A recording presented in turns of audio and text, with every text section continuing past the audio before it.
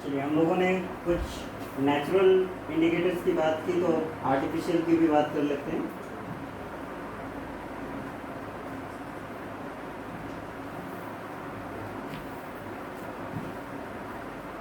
Artificial indicators में जो पहला नंबर पे आता है वो आपका मिथाइल ऑरेंज है।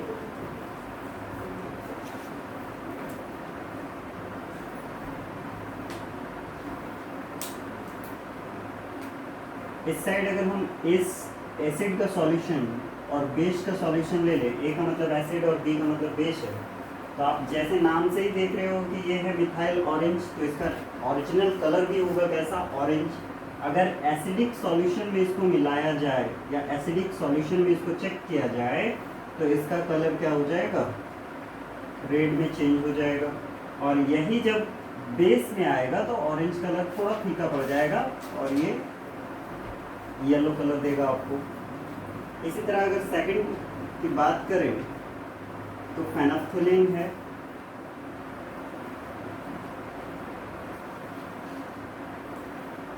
फेनोल्फथलीन का कोई कलर नहीं होता है, ये कलरलेस होता है। जब ये कलरलेस होता है तो एसिड का कोई भी सॉल्यूशन इस पे जब डालते हैं हम लोग तो इसका कलर में नो चेंज रहता है, ऐसा कोई भी रंग हमें नहीं दिखता है। लेकिन जैसे ही इसको बेसिक सॉल्यूशन में डालते हैं इसका रंग बदल करके पिंक हो जाता है। आपने घर में एक नाम और सुना होगा, टर्मरिक, हल्दी का ओरिजिनल कलर होता क्या है, येलो होता है।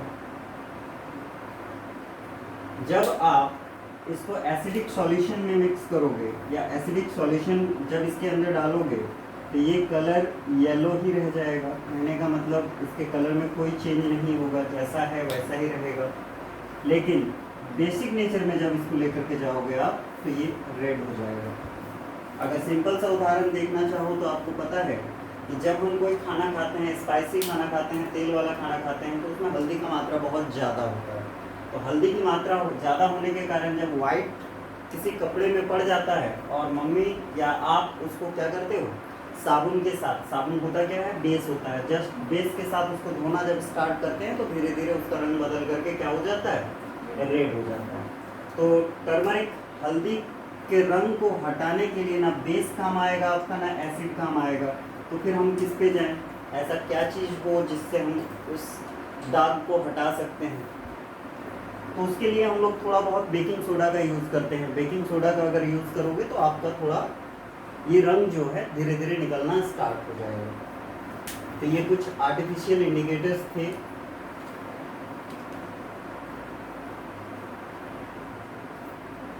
अब बात करते हैं types of acid.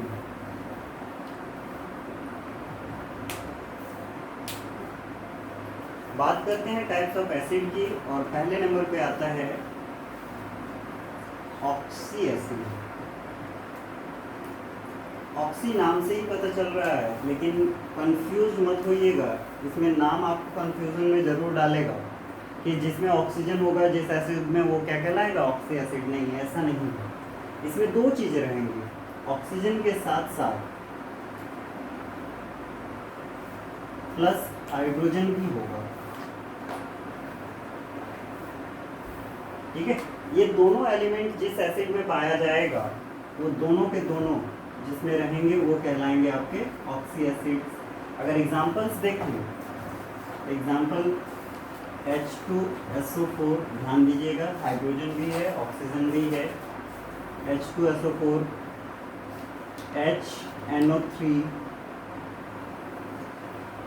H3PO4 phosphoric acid, H3BO3 boric acid, sulphuric acid, nitric acid, phosphoric acid, boric acid. Boric acid का यूज़ अगर देखना चाहें तो आप लोग, हो सकता है बोरिक एसिड का नाम पहले सुन रखा हो लेकिन इसका यूज़ नहीं जानते हो। जैसे आँखों में कोई इन्फेक्शन हो जाता है तो आँखों को साफ करने में कौन सा एसिड काम आता है, यही बोरिक एसिड काम आता है। सेकेंड नंबर पे जब हम लोग बात करेंगे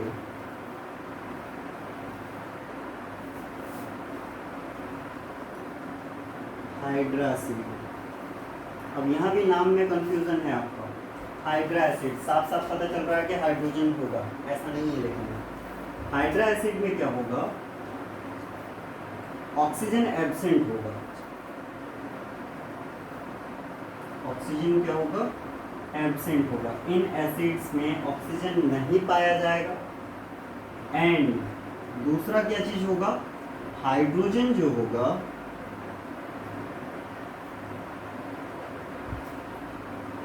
हाइड्रोजन जॉइंट्स विद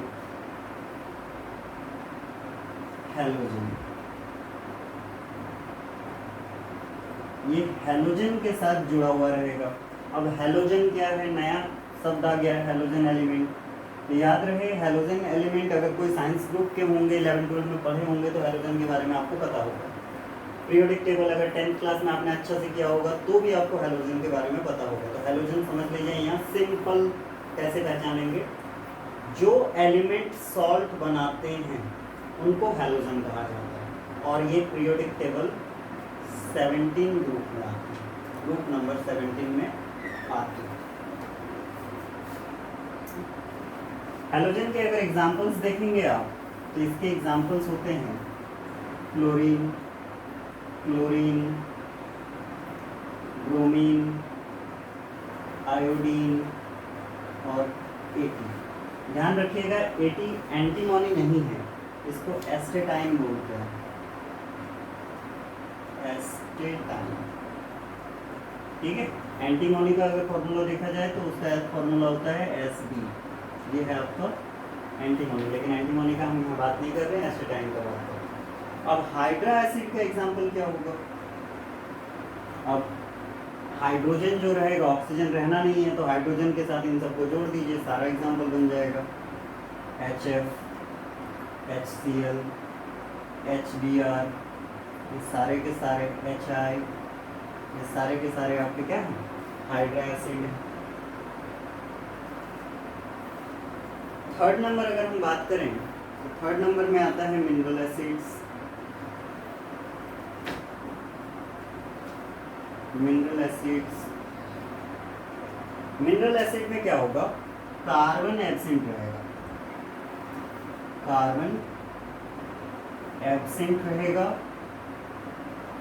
और ये जो एसिड होंगे वो किससे बने होंगे, acids made by minerals.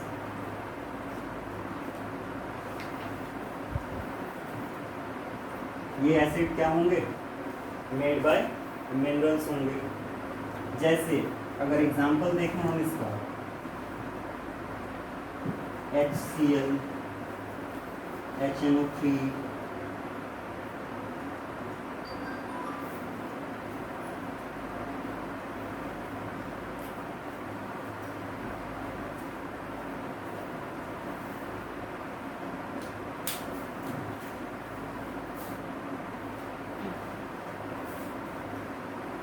Fourth number की अगर बात करें तो कुछ एसिड्स स्ट्रॉन्ग एसिड्स होते हैं। और स्ट्रॉन्ग एसिड्स हैं क्या, तो स्ट्रॉन्ग एसिड्स उनको कहेंगे हम जिनका pH वैल्यू, उन एसिड्स को स्ट्रॉन्ग एसिड्स कहेंगे जिनका pH वैल्यू 0 to 3 हो। और दूसरा क्या है इनका, जब ये पानी में डिसॉल्व होंगे तो कंप्लीटली डिसएसोसिएट होंगे, मतलब टूट जाएंगे, पूरी तरह से टूट जाएंगे और हाईली अमाउंट में हाइड्रोजन रिलीज करेंगे। And when dissolved in aqueous solution,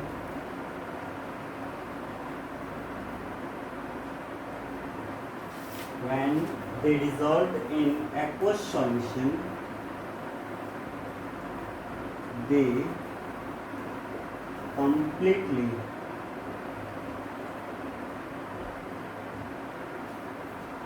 disassociate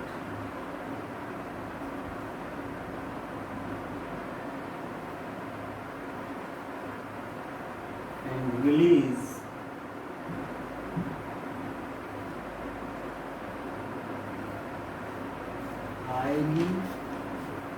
hydrogen gas बहुत अधिक मात्रा में हाइड्रोजन गैस रिलीज करेंगे, इनको बोला जाएगा strong acids. Examples H2SO4, HNO3, HCl,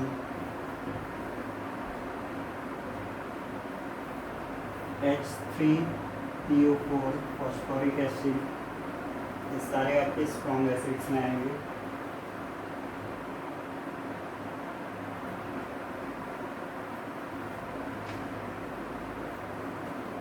एक और आएगा आपका वीक एसिड, जस्ट इसी का उल्टा होगा। वीक एसिड में क्या होगा, pH वैल्यू 3 to 6,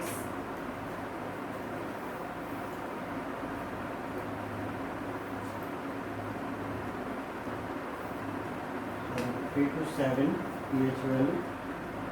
7 तो नहीं कर सकते लेकिन 6.9 कर सकते हैं, 6.9 तक रह सकते हैं या 7 के बीच में। And when dissolved in aqueous solution,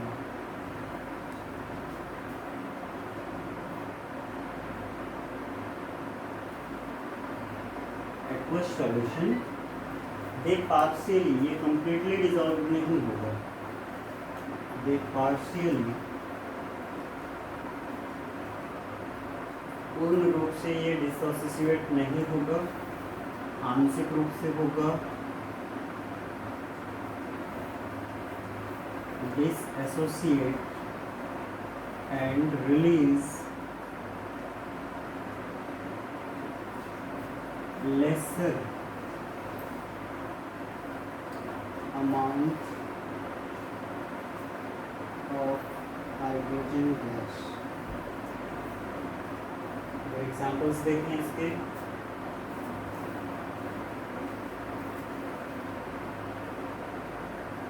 oxalic acid,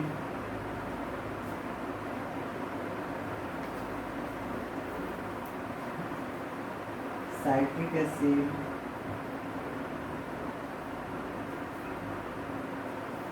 lactic acid,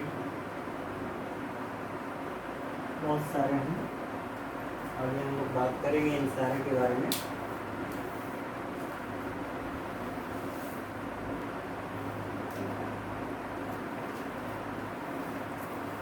types of acid के बाद हम लोग बात करते हैं कुछ थ्योरी की, कुछ सिद्धांत। पहला थ्योरी जिन्होंने दिया था उनका नाम था आर्हेनियस।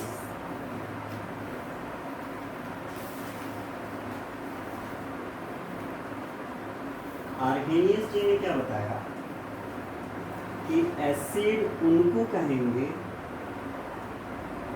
एसिड उन एलिमेंट्स से बनेंगे जिनमें शक्ति होगी किस चीज़ का, जब एक्वस सॉल्यूशन में मिलाया जाए तब हाइड्रोजन या हाइड्रोनियम आयन रिलीज करें। जब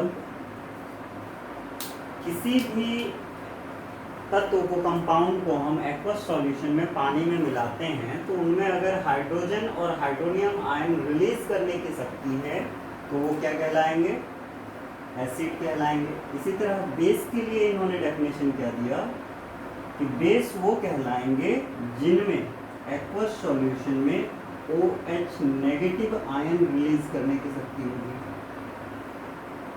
ये डेफिनेशन था इनका। आर्हेनियस जी ने ही सबसे पहले हमें बताया कि एसिड और बेस होता क्या है। एसिड वो कंपाउंड होगा जिनमें हाइड्रोजन और हाइड्रोनियम आयन रिलीज करने की शक्ति होगी। बेस वो होंगे जिनमें हाइड्रोक्सिल आयन रिलीज करने की शक्ति होगी, OH नेगेटिव रिलीज करने की शक्ति होगी। सेकंड थ्योरी दिया है ब्रॉन्स्टेड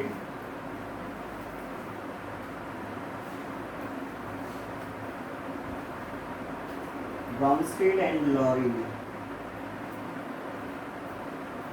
ब्रॉन्स्टेड एंड लॉरी इन्होंने क्या बताया इसी को थोड़ा सा मॉडिफाई किया। आप देखो हाइड्रोजन में प्लस साइन है, प्लस साइन है, OH पे क्या है, नेगेटिव है। तो इन्होंने एसिड के बारे में क्या बताया कि एसिड वो कंपाउंड होंगे जिनमें प्रोटोन, प्रोटोन आपको एटॉमिक स्ट्रक्चर में पता होना चाहिए कि एटॉम में क्या क्या होते हैं, प्रोटोन, न्यूट्रॉन और इलेक्ट्रॉन। इलेक्ट्रॉन होते हैं नेगेटिव चार्ज, पॉजिटिव चार्ज होते कौन है, सिर्फ प्रोटोन। तो प्रोटोन को रिलीज करने की शक्ति है,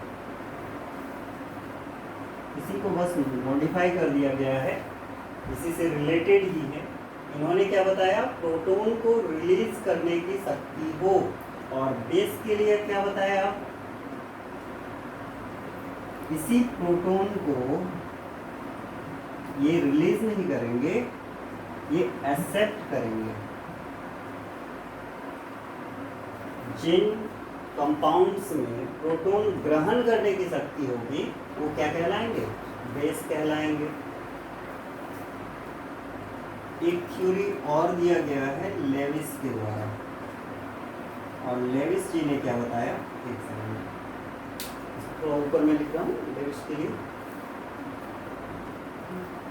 थर्ड थ्योरी दिया है लेविस जी ने, और लेविस ने क्या बताया, एसिड्स वो होंगे जिनमें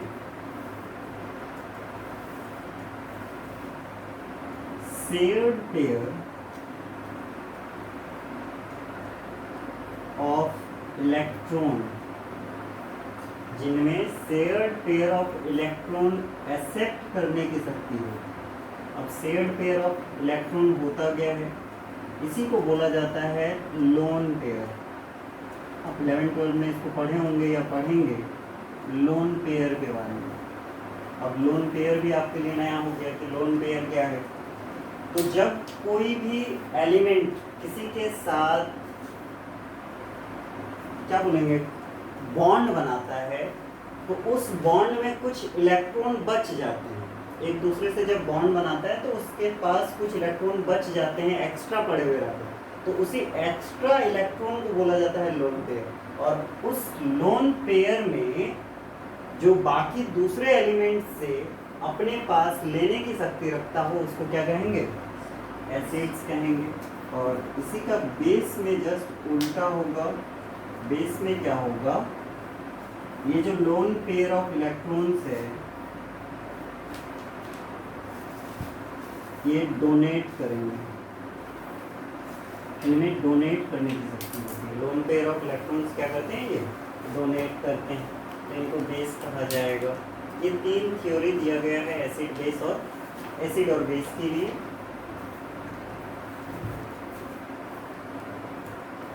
अब कुछ एसिड्स के बारे में बात कर रहे हैं, इनके बारे में कुछ इंपॉर्टेंट पॉइंट्स हैं, आप ध्यान से देखिए। पहला नंबर में आता है HCl। HCl का केमिकल नेम होता है हाइड्रोजन क्लोराइड।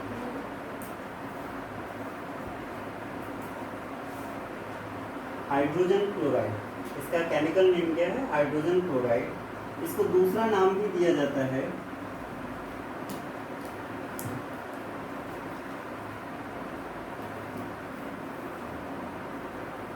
या फिर इसको ऐसे भी बोला जा सकता है हाइड्रोक्लोराइड एसिड, हाइड्रोक्लोराइड एसिड। और इसी का दूसरा नाम है म्यूटेरिक एसिड। HCl को ही अम्लराज बोला जाता है, अम्लराज, एसिड किंग। यहाँ थोड़ा सा कंफ्यूजन है, इसके बाद वाला जो हम लिख पाएंगे उस पर भी एक नाम आएगा, किंग ऑफ एसिड। तो वो किंग ऑफ एसिड है और ये एसिड किंग है, ध्यान रखिएगा इस पॉइंट को, एसिड किंग कहलाएगा ये अम्लराज। HCl जो होता है वो हमारे स्टोमक में पाया जाता है। बाहर भी इसका लेबोरेटरीज में भी यूज़ है, बाहर से हम लोग इसको बनाते भी हैं, लेकिन जो हमारे स्टोमक में पाया जाता है, अब स्टोमक वाले की बात कर रहे हैं हम। स्टोमक में ये क्या करता है, माइक्रो ऑर्गेनिज्म को किल करता है। माइक्रो ऑर्गेनिज्म को क्या करता है, मारता है। दूसरा चीज क्या करता है, ये ध्यान रखिएगा, जब कोई भी हम लोग स्पाइसी भोजन, मतलब बहुत ज़्यादा स्पाइसी तीखा भोजन कर लेते हैं, तो उसको पचाने के लिए भारी मात्रा में स्टोमक क्या करने लगता है, HCl रिलीज करने लगता है। और जब HCl रिलीज करता है तो उसी समय ध्यान रखिएगा हमारे पेट में जलन होगा, और उसी जलन को बोला जाता है एसिडिटी, अम्लता, एसिडिटी। बहुत तेज जलन होता है पेट में, गले में, तो जैसे ही ये जलन होगा, एसिडिटी होगा, किसके कारण हुआ, बहुत ज़्यादा तीखा खाने पर हमारे पेट में, हमारे आमाशय में किसका रिलीज ज़्यादा बढ़ जाएगा, HCl का। और HCl जब ज़्यादा मात्रा में आएगा तो उसी स्पाइसी भोजन के साथ मिक्सअप होकर के एसिडिटी फॉर्म करेगा। एसिडिटी का मतलब होता है अम्लता, और इसको कम करने के लिए फिर हम लोगों को बेसिक चीज़ों की ज़रूरत पड़ती है, बेसिक सॉल्यूशन की ज़रूरत पड़ती है, इसलिए हम लोग इनो वगैरह ले लेते हैं। नेक्स्ट देखेंगे हम लोग HCl। HCl का अगर यूज देखें,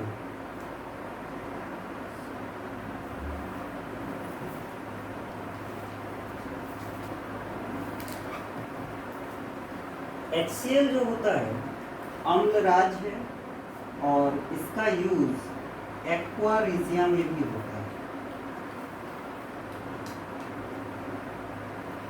एक्वा रीजिया में होता है, एक्वा रीजिया सॉल्यूशन बनाने में होता है। अब एक्वा रीजिया है क्या, अगर आपने 10th क्लास में एक पॉइंट पढ़ा हो एक्वा रीजिया के बारे में, या 11-12 में भी इसके बारे में चर्चा किया हो, तो ये आपको मिला होगा। एक्वा रीजिया क्या है, एक्वा रीजिया अगर हम सिंपल डेफिनेशन में बताएं तो आपने देखा होगा कि सोनार के यहाँ हम लोग जाते हैं, किसी भी चीज़ को, जैसे सोना, चांदी या प्लैटिनम की चीज़ों का जो हार वगैरह होता है, कंगन वगैरह होते हैं, उनमें थोड़ा रंग फीका पड़ जाता है, तो उसी रंग को हम लोग फिर से चमक लाने के लिए, मतलब उनको साफ करने के लिए हम लोग जाते हैं।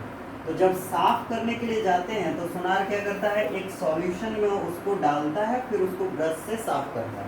तो जो सॉल्यूशन है वो सॉल्यूशन है क्या, एक्वा रीजिया है। अब एक्वा रीजिया बनता क्या है, कैसे बनता है, तो दो स्ट्रॉन्ग एसिड के मिलने से ये बनता है, और दो स्ट्रॉन्ग एसिड क्या क्या होंगे, HCl और HNO3, नाइट्रिक एसिड और सल्फ्यूरिक एसिड। अब इसमें भी एक पॉइंट है कि कितना अमाउंट होना चाहिए, तो अमाउंट ध्यान रखिएगा 3:1 होता है, 3:1। HCl की मात्रा 3 होगा तो HNO3 की मात्रा कितनी होगी, 1। तो एक्वा रीजिया के बारे में मैंने क्या बताया कि ये दो स्ट्रॉन्ग एसिड्स के मिलने के कारण एक सॉल्यूशन बनता है, एक झाग बनता है, उसी से क्या करते हैं सोनार, कुछ जो नोबल मेटल्स होते हैं, नोबल मेटल्स में क्या क्या होते हैं, सोना, Au, चांदी, Ag, प्लैटिनम, Pt, इनको जो साफ करने का, शुद्धिकरण करने का या परिष्करण करने का मेथड होता है वो एक्वा रीजिया से ही होता है। एक्वा रीजिया में डाल करके उसको साफ किया जाता है, और एक्वा रीजिया में इतना शक्ति होता है कि इनको गला देता है। ध्यान रखिएगा, अगर आपने 10 ग्राम का कोई चीज़ ले जा करके दिया है सोनार के यहाँ, और उन्होंने एक्वा रीजिया में डाल करके अगर इसको साफ किया, फिर से आप उसको वजन करवा के देख लेना, वो आपका 10 ग्राम नहीं रहेगा, कुछ ग्राम घट जाता है, वो करीब 9 ग्राम कुछ आसपास के बचता है। और 1 ग्राम सोने का दाम भाई बहुत है, कितना है, करीब करीब अभी 4000 रुपये ग्राम बिक रहा है। तो आप सोनार के हैं, तो यहाँ पे मैंने बताया 2 स्ट्रॉन्ग एसिड्स के बारे में। गलती से मैंने यहाँ पे आपको सल्फ्यूरिक एसिड बता दिया होगा, इसका नाम नाइट्रिक एसिड होता है। तो HCl और नाइट्रिक एसिड के मेल से बनता है और रेशियो क्या होता है दोनों का 3:1।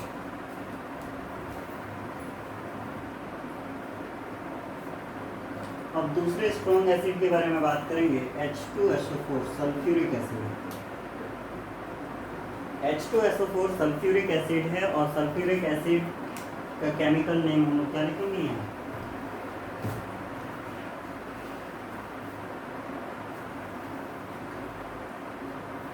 Sulphuric acid.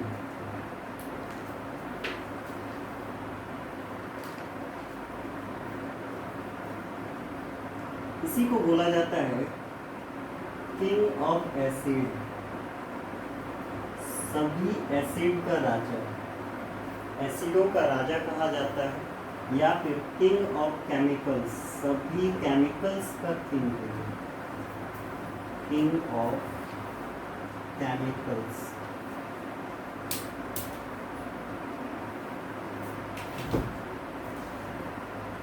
King of chemicals भी इसको बोला जाता है। H2SO4 जो है इसको बैटरी एसिड भी कहा जाता है। बैटरी एसिड इसलिए क्योंकि इसका यूज बैटरियों में होता है। बैटरी में होता क्या है, डिस्टिल्ड वाटर यानी प्योर वाटर,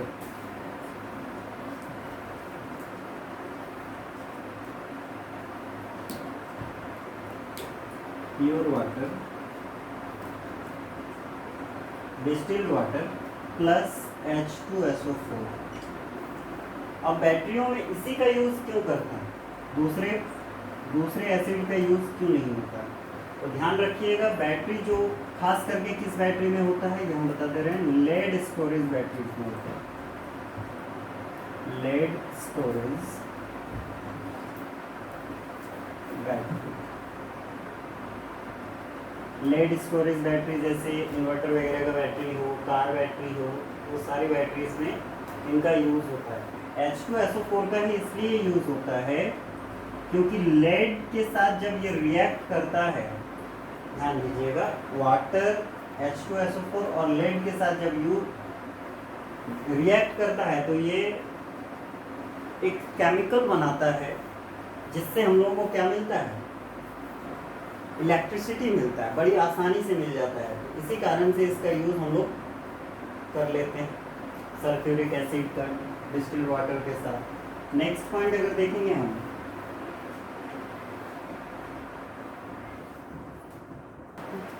H2SO4 रिस्पॉन्सिबल होता है एसिड रेन के लिए। आपने अगर पढ़ा है एसिड रेन के बारे में, तो एसिड रेन में होता क्या है, फैक्ट्रियों से और डीजल वाले गाड़ियों से दो गैस निकलती है,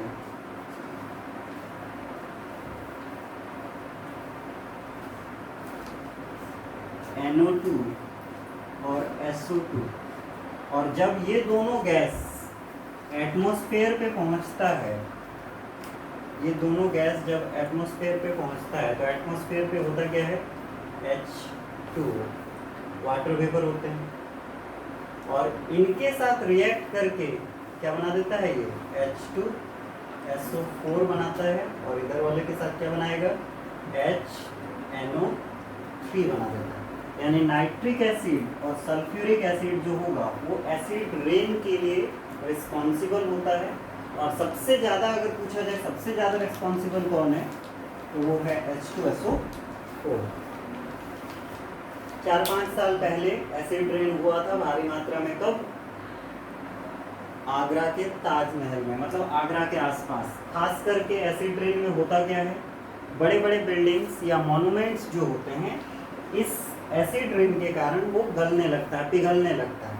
इसी कारण से आपको न्यूज़ में आया होगा कि जो हमारा ताजमहल है, उस ताजमहल का एक इमारत पीला पड़ गया था। एसिड रेन खास करके पहली बारिश को बोला जाता है, फर्स्ट रेन को बोला जाता है, और फर्स्ट रेन में नहाने से स्किन कैंसर हो सकता है, स्किन कैंसर क्यों होगा? इसी एसिड रेन के कारण। एसिड रेन के कारण ये अगर भारी मात्रा में H2SO4 गिर गया तो वो क्या करेगा, आपके सेल, जो स्किन में जो सेल हैं उनको धीरे धीरे डेड करना शुरू कर देगा, मार देगा, और मारते ही वहाँ पे क्या करेगा, एक ट्यूमर का रूप ले लेगा जो स्किन कैंसर का रूप लेता है। इसलिए बच्चों को बोला जाता है कि फर्स्ट रेन यानी पहली बारिश में ना नहाएं। रीज़न क्या होता है, गर्मी में बहुत सारे गैसें या फिर बहुत सारे हार्मफुल गैसेस जो निकलती हैं फैक्ट्रियों से, वो जाता है ऊपर और एटमॉस्फेयर पे किसके साथ मिल जाता है, वाटर वेपर के साथ, और मिल करके नाइट्रिक और सल्फ्यूरिक एसिड बना देता है। तीसरा जो एसिड है वो HNO3 है, नाइट्रिक एसिड।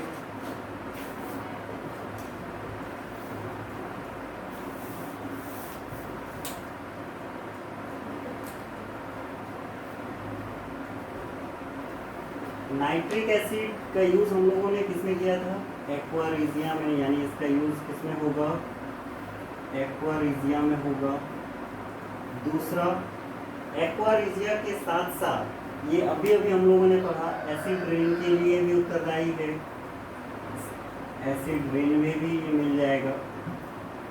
इसके अलावा ध्यान रखिएगा, अगर किसी एसिड में हाइड्रोजन, नाइट्रोजन और ऑक्सीजन मिलता है तो ये तीनों के तीनों ही एलिमेंट जो होते हैं एक्सप्लोसिव होते हैं, जलनशील होते हैं, आग लगाने वाले होते हैं। तो इसी कारण से इन तीनों का यूज एक साथ जब होता है तो क्या बनता है, एक्सप्लोसिव बनता है, यानी बॉम्ब वगैरह बनता है। तो एक्सप्लोसिव बनता है इनके द्वारा। अगर सेकेंड वर्ल्ड वार के बारे में आपने पढ़ा होगा तो सेकेंड वर्ल्ड वार में एक बॉम्ब का यूज़ किया गया था। चलिए 2-3 हम बता देते हैं यहाँ पे। इसी का ए नंबर में आप लिख लीजिएगा TNT, tri nitro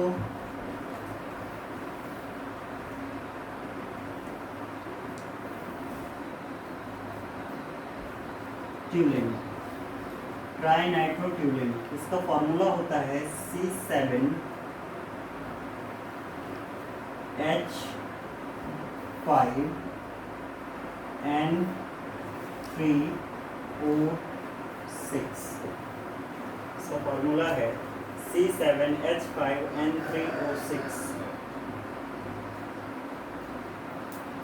tri nitro toluene.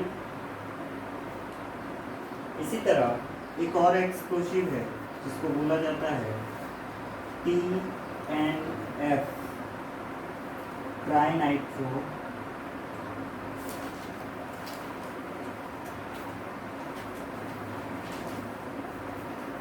Phenol, trinitrophenol. एक और एक्सप्लोसिव है जिसका नाम है RDX। अभी हाल फिलहाल पुलवामा अटैक हुआ था, तो पुलवामा में 40 सैनिक हमारे मारे गए थे, तो उसमें भी भारी मात्रा में किसका यूज़ हुआ था, RDX का यूज़ हुआ था। तो RDX का फुल फॉर्म क्या है, आपसे फुल फॉर्म पूछ सकता है, तो फुल फॉर्म याद रखिएगा इसका, रिसर्च डेवलपमेंट एंड एक्सप्लोशन।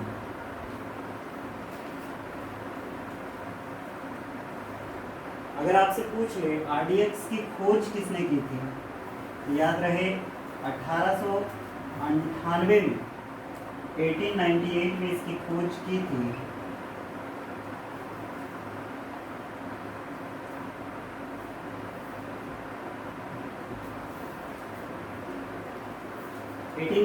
में जॉर्ज हैनिंग ने की। RDX की खोज 1898 में जॉर्ज हैनिंग ने की। इसी तरह अगर आप लिखना चाहें तो TNT का भी लिख लीजिए, जूलियस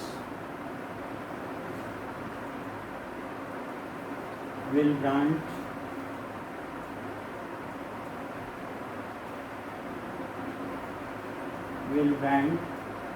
ने इसकी खोज की। कब की थी, 1863 में।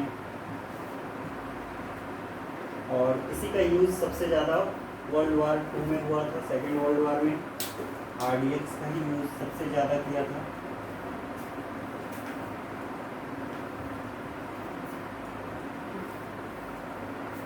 हम बात करते हैं कुछ weak acid, lactic acid. Lactic acid पाया जाता है आपका कर्ड में, दही में।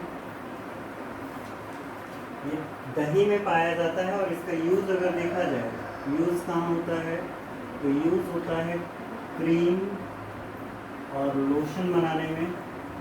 खास करके आपने देखा होगा, सुना होगा, लड़कियां बेसन के साथ दाग या झुर्रियाँ हटाने के लिए क्या करती हैं, दही का यूज़ करती हैं, बेसन के साथ उसको लगाती हैं। तो लैक्टिक एसिड का ही यूज़ होता है वहाँ पे। लैक्टिक एसिड में क्या होता है ये भी हम आपको बता दें। आप सभी मिल्क पीते होंगे तो दूध में एक शुगर पाया जाता है। आपसे अगर पूछा जाए मिल्क में कौन सा शुगर या कौन सा कार्बोहाइड्रेट पाया जाता है, तो इसमें पाया जाता है आपका लैक्टोज। इसी लैक्टोज को दही बनाने के लिए आप क्या करते हैं, कोई खट्टा पदार्थ मिला देते हैं या थोड़ा सा दही ही उसमें डाल देते हैं। तो दही में क्या होता है, लैक्टिक एसिड होता है। और लैक्टिक एसिड को जमने में मदद कौन करता है, एक बैक्टीरिया जिसका नाम होता है लैक्टोबैसिलस।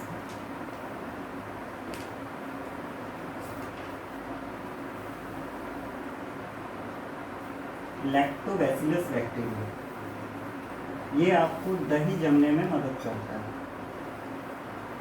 तो लैक्टोबैसिलस बैक्टीरिया क्या है, इस लैक्टोज को किस में बदल देगा, लैक्टिक एसिड में बदल देगा।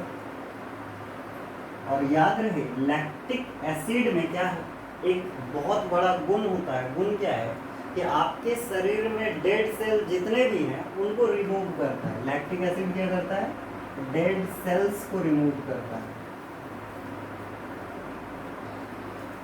ये रिमूवर के नाम से जाना जाता है।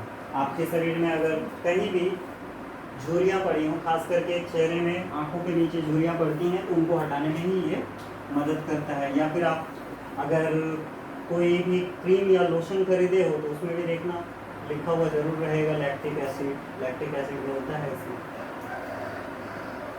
अब बात होगी मिल्क जब हम लोग लेते हैं तो इसको पचाने में एक सेकंड बता दें, मिल्क को पचाने में एक एंजाइम मदद करता है जिसको बोला जाता है रेनिन। रेनिन एंजाइम सिर्फ और सिर्फ दूध को ही पचाता है। आप जितना भी कार्बोहाइड्रेट जो भी चीज़ें खा रहे हो, उनमें जो भी सब्जियां खाते हो उनमें मिल्क होता ही है। उस मिल्क को पचाने में मदद कौन करता है, रेनिन एंजाइम। और रेनिन एंजाइम जब इसको पचाता है तो आपको मिलता क्या है, तो एक तरह का प्रोटीन मिलता है जिसको बोला जाता है कैसीन। कैसीन प्रोटीन मिलता है मिल्क से।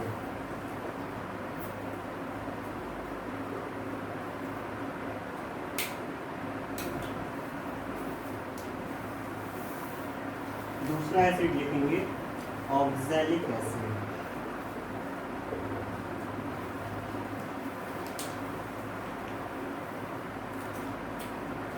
टेंथ क्लास में आपने पढ़ रखा होगा, आपसे क्वेश्चन भी पूछा गया होगा कि दही में कौन सा एसिड पाया जाता है। तो अभी अभी हम लोगों ने बात किया लैक्टिक एसिड। इसी तरह अगर आपसे पूछ ले कि टमाटर में कौन सा एसिड पाया जाता है, तो वो ऑक्सैलिक एसिड होता है। टमाटर के खास करके सीड्स में, बीज में, या जितने भी सब्जियां आप खाते हो उनके सीड्स में ज़्यादातर कौन सा एसिड होगा, ऑक्सैलिक एसिड होगा। या फिर पालक में, पालक में भी ऑक्सैलिक एसिड होता है। अब अगर इसका यूज़ देखें, ऑक्सैलिक एसिड का यूज़ क्या होता है, कभी आपने देखा होगा कि कोई भी कपड़ा हम लोग सूखने के लिए देते हैं तो तार वगैरह में पसार देते हैं और उसमें क्या होता है, रस्ट होता है, जंग होता है, तो वो जंग लग जाता है आपके कपड़े में। तो ऑक्सैलिक एसिड का आप यूज़ करते हैं रस्ट रिमूवर के रूप में, उसी जंग को हटाने के लिए, अपने कपड़ों से उस जंग को हटाने के लिए इसका यूज़ करेंगे, ऑक्सैलिक एसिड का। लेकिन ऑक्सैलिक एसिड मिलेगा कहाँ? आप अपोलो फार्मेसी या किसी भी मेडिकल स्टोर में जाकर के अगर मांगेंगे कि हमें ऑक्सैलिक एसिड चाहिए, तो आपको ऑक्सैलिक एसिड दे देगा। बस 2-3 घोल से ही आप उस रस्ट को साफ कर सकते हैं। ऑक्सैलिक एसिड का और एक चीज़ है जो कि बहुत खतरनाक है आपके शरीर के लिए, याद रहे हमारे शरीर में कैल्शियम होता है। अब आप बताएंगे कहाँ कहाँ कैल्शियम होता है, तो किसी से भी पूछिएगा तो वो सबसे पहला ऑप्शन क्या देगा? बोन्स, हड्डियों में। हमारा कैल्शियम कहाँ पाया जाता है? हड्डियों में। इसके अलावा बोन्स के बाद टीथ में, दांतों में। इसके अलावा नेल्स में, नाखूनों में और हेयर में। ये तो छोटे बच्चों का भी जवाब होगा, लेकिन जब आपसे पूछा जाए, आप पढ़े लिखे बच्चों की तरफ क्या जवाब दोगे? कि हमारे ब्लड में भी पाया जाता है कैल्शियम।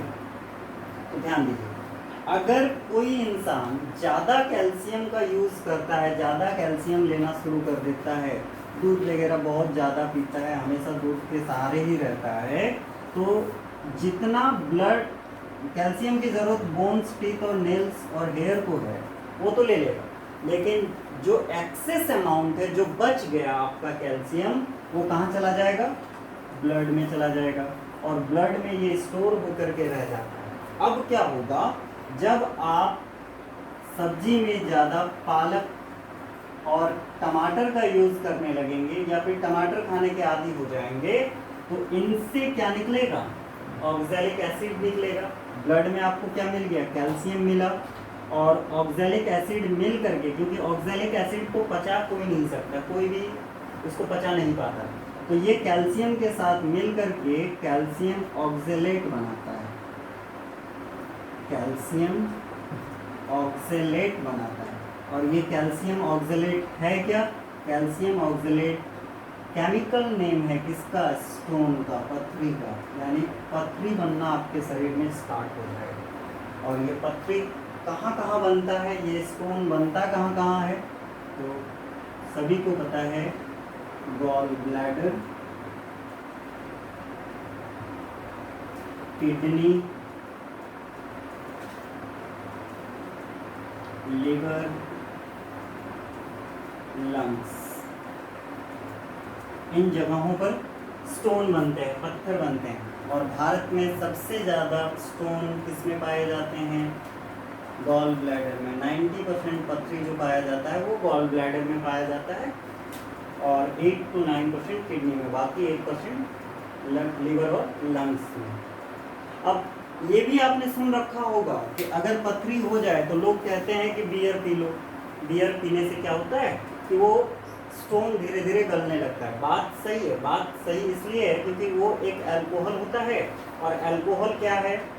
सॉल्वेंट का काम करता है, वो धीरे धीरे पथरी को गलाना स्टार्ट करता है, लेकिन वो बड़ी रेयर केस में होता है। 99% में ना के बराबर होता है। इसलिए डॉक्टर क्या बोलता है? बियर की जगह पे आप कुछ ठंडा चीज़ पीना स्टार्ट कर दो, चुकंदर का रस पीना स्टार्ट कर दो।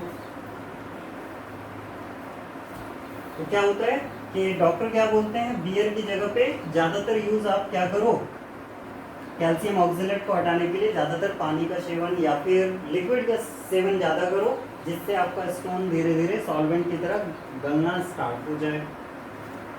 तो ये आपका ऑक्सैलिक एसिड था। तो फ्रेंड्स, आज के वीडियो में हम एसिड से रिलेटेड इतना ही यहाँ पे रखते हैं। कल हम लोग इससे भी आगे बात करेंगे, कुछ एसिड्स के बारे में, कुछ बेसिस के बारे में और कुछ सॉल्ट्स के बारे में।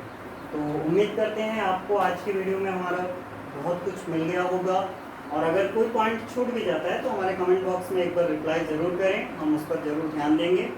Thank you.